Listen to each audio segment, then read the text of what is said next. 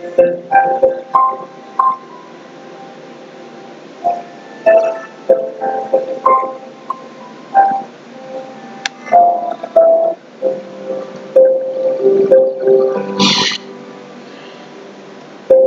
to the show. Welcome to the show. We're here on this November the 18th, 2025. Um, I did a show with my wife on Sunday, and things didn't turn out well. My daughter filmed it with her iPhone,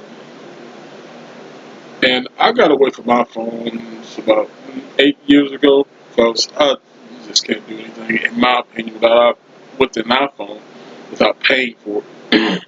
Compared to Android, where you could download music, create your own clouds, create your own storage, and I had to get away from the iPhone. But she filmed it with the iPhone, and we couldn't connect it to YouTube, couldn't connect it to Twitter, couldn't connect it to Facebook. So her mom put it on her Facebook, which I copied it, and some way, somehow, she sent it to her YouTube, and I shared it off YouTube to Facebook, to Twitter. I haven't got any traction, so I don't know if anybody's seeing it.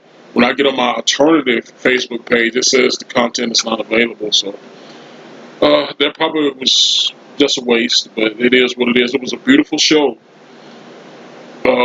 If you happen to see it, it was a beautiful show. My wife and I talked about faith, what faith meant to each one of us, what faith meant in our marriage, what faith meant when you taught it biblically, and it was just a beautiful show.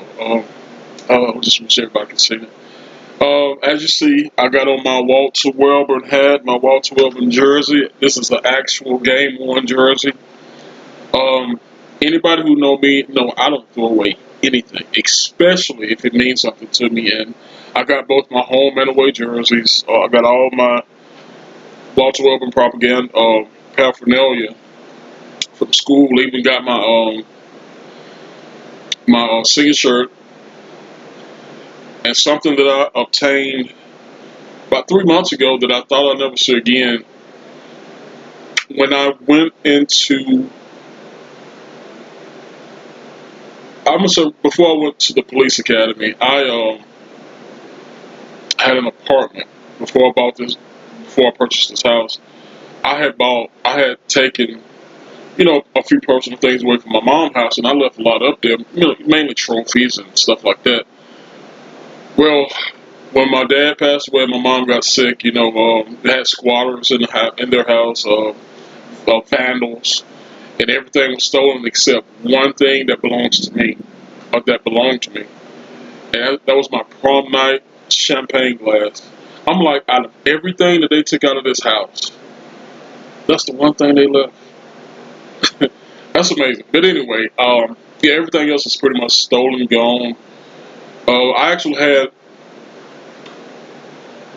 Oxford 88 and 89 high school mugs, state championship mugs that Rebby Higgins and Jason Jack and them guys gave me. Because we were all friends. We all grew up together at the boys club. My Aniston buddies didn't give me anything from the 99 championship, but they did do something special. Steve Christopher, Orlando Waters, uh, Big D. If y'all looking into this, man, y'all know what y'all did, and I appreciate it till the day I die. Love you.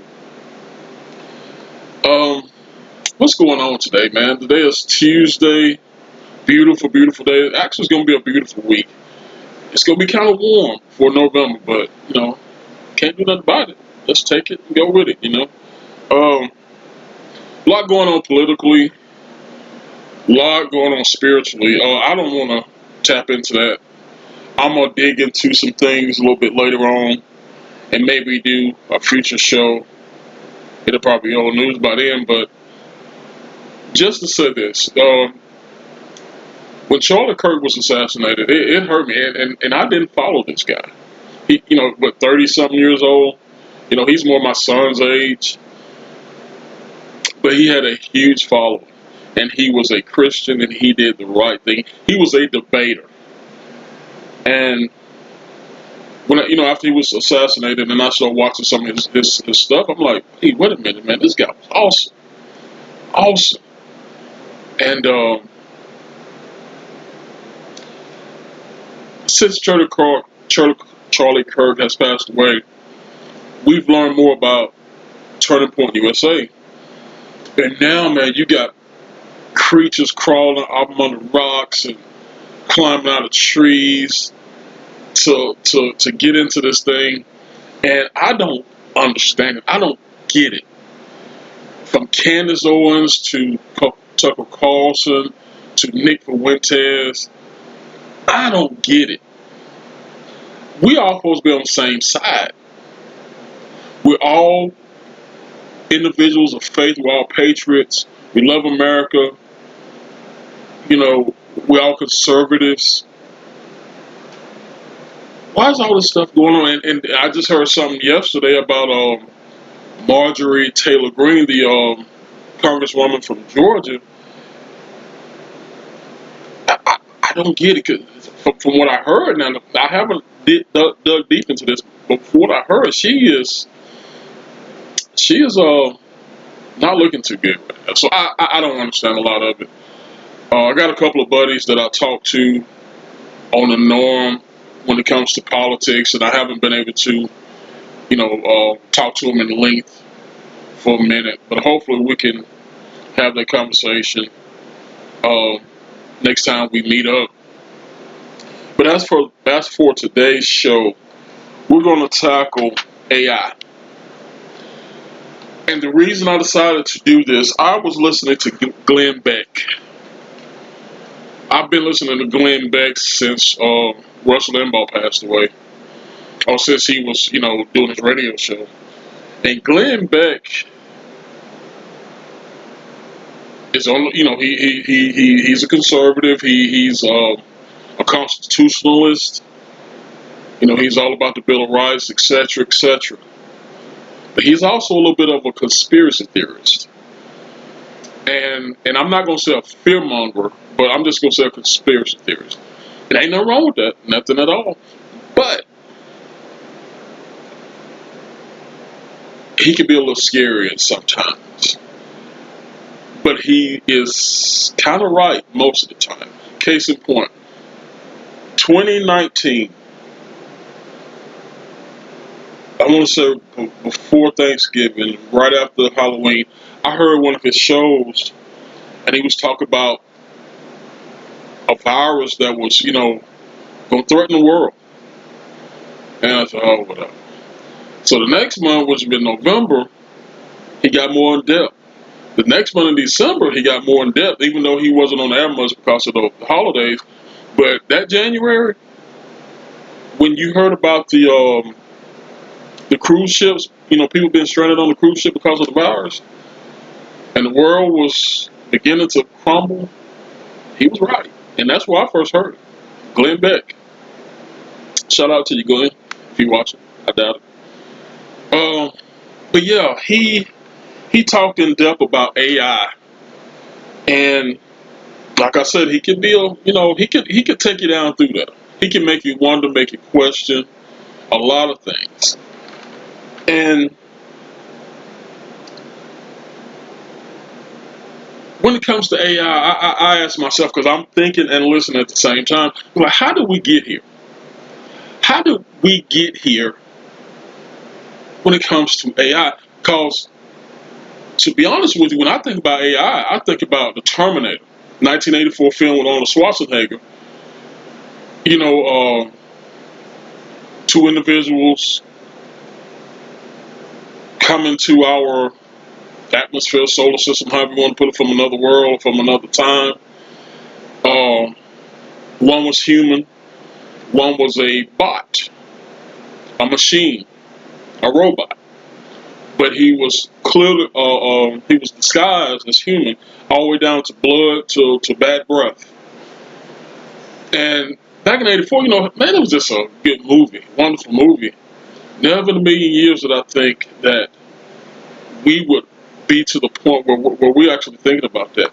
Now, from that point, 1984, I can't remember too much before that. I could say, you saw the little robot, little toy robots, and you saw, I think in Rocky in 85, 86, Rocky 4, when he fought the Russian at the beginning, it had like a little robot serving Polly. You know, it was actually a gift for Polly, a birthday gift. You saw a few other things, whether it be toys or um, um, a solar vehicle, because there were solar vehicles late 70s, early 80s. Just different things like that. It wasn't until the Terminator that, in my opinion, was in human form, not a robot, but human form. And since then, you know, we gradually moved on to automated machines in factories. Held a plant down the street here, Honda. There's one section where it's 100% automated, and you got this guy who calibrates the robots, who makes a ton of money. That's his job, just calibrating the robots. But those robots replaces probably about 100, 150 jobs. So and you fast forward to, I think, right before the election, you had a workers union when it comes to the ports, the docks.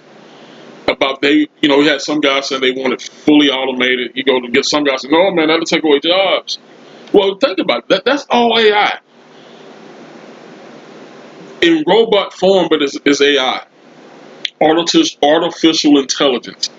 You program that robot to do certain tasks, and that robot's going to do certain tasks. Now, I don't think ever in a gazillion years that a machine is going to one day, uh, I got my own brain now, I'm going to do my thing, I'm going to take over the human race. No, that's not going to happen.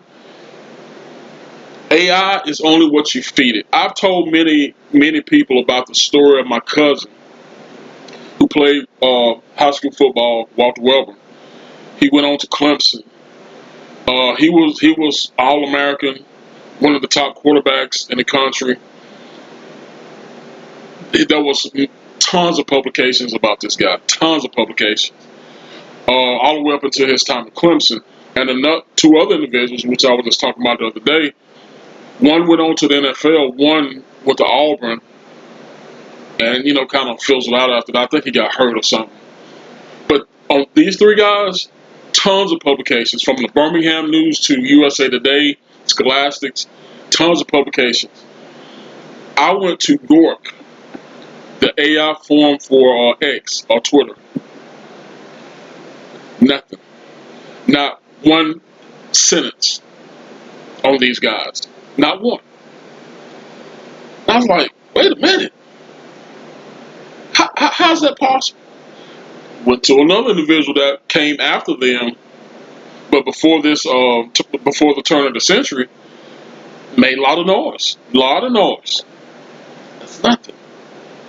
So I'm like, okay, if Gort is so smart and supposed to compile all of all the data that's been compounded over millennia,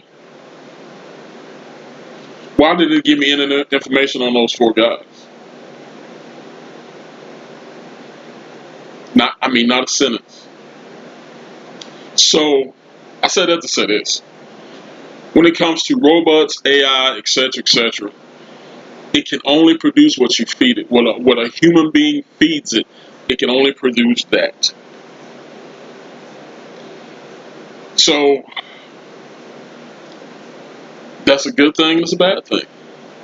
So you got an individual who goes down here to Honda and programs these computers to help make these vehicles, calibrate the machines, calibrate the robots.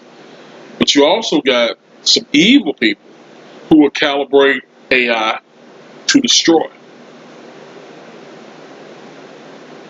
My wife has fell in love with AI because she's in the final stages of something she had to do after she got a master's, And she said, hey, it's pretty much what I've done before. So she just uses AI to complete it all. Chat GBT. So, but in the present state, I can say that AI is pretty scary. It's pretty exciting and it's pretty scary. You know, I have a 15-year-old daughter, a 25-year-old daughter, and a 32-year-old son. And with my son and my oldest daughter, which we don't talk much, you know, the hell, they got their own lives, the kids and working and all that good stuff, so we don't talk like we should, but they should think about, you know, going back, getting some training, getting some schooling on computer stuff and AI stuff, because it may pay off in the future. I'm definitely going to preach it to my youngest. I think she was wanting to go to Auburn University to be a dentist or something like that, which she's only 15, so she got plenty of time to make up her mind. But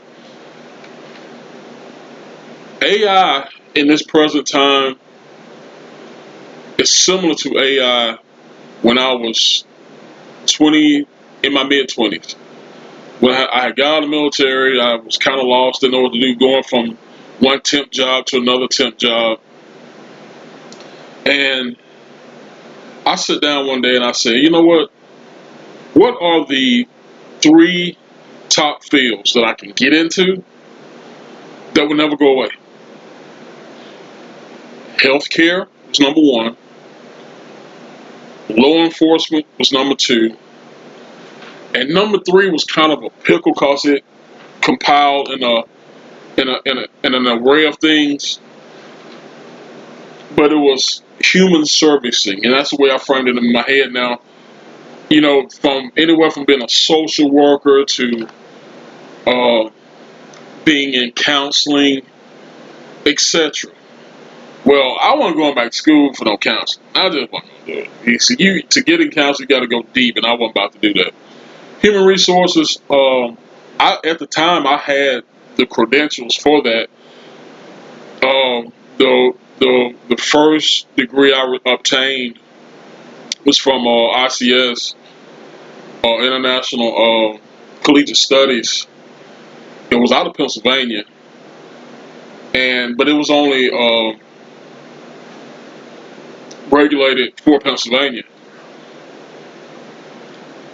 That's not the right term, regulated. It was only accessible. You can only use that degree in the state of Pennsylvania, is what I'm trying to say. It wasn't accredited anywhere else. But I did get that. I got that. I got the paperwork. I got it. I got it. But it was kind of worth it because I wasn't going to Pennsylvania. You know, I got that when I was getting out of the military. Um, then obtained my second degree a year or two ago. I got it. I think I've told the story a million times about that. But in between, I said, what are the 3 professions that I could get into and thrive? And my first choice was healthcare.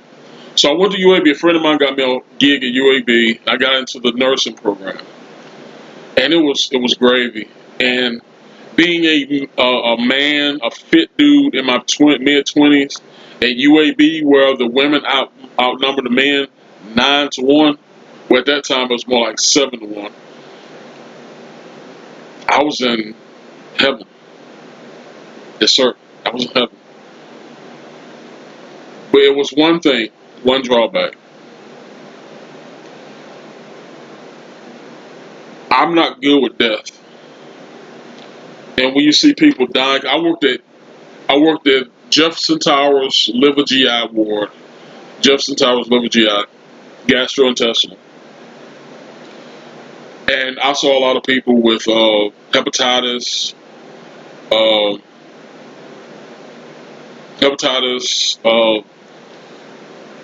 sclerosis of the liver, everything liver or gastro related was in my unit. And you would have a guy come in there with elephant legs, and that's where his lower body is obtaining a lot of fluid when the guy probably weighed 90 pounds soaking wet, but yet he's got these huge legs.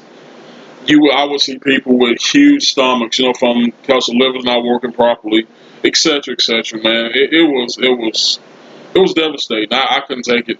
So I was contemplating leaving. I was hanging out with a doctor, and I can't remember what the old boy did. Another guy down there. We was chilling. I wasn't feeling too good. I'm like, even though I had some chicks, I had some girlfriends, and I loved that. But um, I wanted to get away from Birmingham, man. And one of the police officers, he's dead and gone there, God rest his soul. He said, hey man, well, why don't you come to the police department? I said, I'm not certified. Man, train, and we'll get you certified. That was the start. And I went from there to some years later going to the Alabama Department of Corrections, stayed there for 14 some odd years. Loved every second of it. Now, at the end, it kind of got a little hectic. My life ain't worth $100,000 a year. It's not. My life is not worth that. It's worth a lot more. So my wife and I, we weren't talking at the time, and I told myself, I got to get out of this place. I got to leave this. And a couple other friends of mine that also worked in the department, got on with ABC. They transferred to ABC, and I went along. Now the money is drastically less, but there's no stress, very little stress. And now that I'm a supervisor in a county that there's no other ABC employees. It's all me, so I gotta work an entire county, and I'm all alone, and I love it. God has put me in a beautiful place. Plus, I'm damn near back to where I was when I was with the Department of Corrections when it comes to salary. So not quite, but almost. And not gonna be that long since my daughter graduated. I will be retiring, and I won't have to worry about AI replacing me, which that's gonna be a possibility. Remember when Dollar General and Walmart had and I think Lowe's still got them, the self checkouts? What do you think that is? It's AI. Now we have learned that that's a lot of fraud. There's a lot of stealing when it comes to that. If your barcode system's not set up, because if you walk out that door and the barcode has not been scanned and paid for, it should let you know. But different systems, different companies, So um,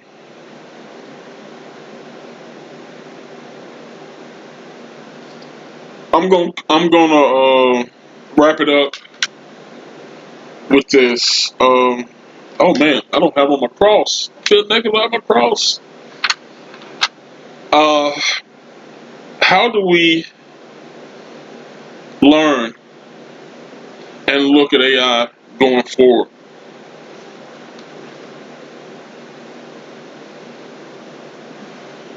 We're gonna have to be positive.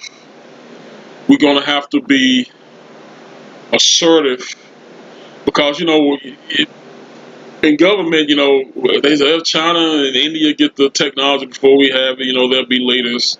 Okay, whatever. That's at certain positions I can understand that, but from my perspective, from my position, we're gonna have to find a way that Americans, especially these young Americans, can still use their hands and still work. I'm the type of person, if anybody know me and know my business, Lamonts G Custom Knives, I make everything with these two hands. Nothing machine. There's one particular blade that I made from start to finish. I use nothing but a hammer, fire, and a file. Even with the grips. That's not easy. But I had to prove it to myself that I could take this little $20 steak knife that my wife bought from Walmart and make something 3 times better. It's gonna last 3 times longer. For the handles, I didn't use any machines, no drills, no nothing. So therefore, I had to use a pine resin, to make the handles stick to the blade. still as strong as I made the first day I made it. No machine is better than me. Can a machine do things faster? Hell yeah. In certain instances, can a machine do things better? And not just for me, but for better than humans. Yeah, that's what we program them to do. But my point is, our youth, our young guys, our young girls, they're going to have to learn to use their hands going forward. Get off the phone for a minute, get off the laptop, get off the tablet for a minute. Use your hands, create something with your hands. Because that's going to be a lost art. I'm going to finish up by saying this. My auntie, and I got a lot of aunties, really only got one. Aunt Dooley, she's passed away, God rest in peace. But my mom, all her friends, I call them aunties. And Auntie Freddie, my grandmother, my mama's mother, and one more lady, they had these thick recipe books. One dessert and pastries, one, cooking ham or goulash or whatever. And one day I just started looking through these books, and my auntie and my grandmama didn't even have to use the recipe book. They knew it by memory. But how to go out and pick plums, bring them back to the house. The process of making plum wine, plum jelly, plum jam. I asked my cousin Makiba Sullivan. I'm sorry. I said, did your grandma still had them books? She said it may be in the basement, and she found a few things. She actually found pictures of my mama in her grandmama's basement, and that's what we use at the funeral. I'm getting off topic. I'm rambling, I know, but that's what I do. I got to thinking to myself, man, a lot of that stuff is gone. It's lost forever. And remember what I told you about AI? AI only gives you what you feed it. These books, I'm sure they came from the 1800s or early 1900s that my grandma and my aunties them had. They'll never be duplicated. They can't be replaced. And that knowledge, that know-how is gone. And I think a lot of what I grew up knowing, grew up learning, is leaving. People my age from 40 years old to 80 years old. In another 10 to 15, 20 years, the world that we knew will be no longer, will be no more. And that's a sad, sad thing to even think about. But as of right now, as of today, we in 2025, November, getting ready for Thanksgiving. Not sure how things going to work out going forward into Thanksgiving. Might do a couple of shows, might not. But we're gonna be here, and that's pretty much gonna be it. If you listen to the whole thing, thank God, bless you. And as always, keep God first, and in the name of the Father, the Son, and the Holy Spirit.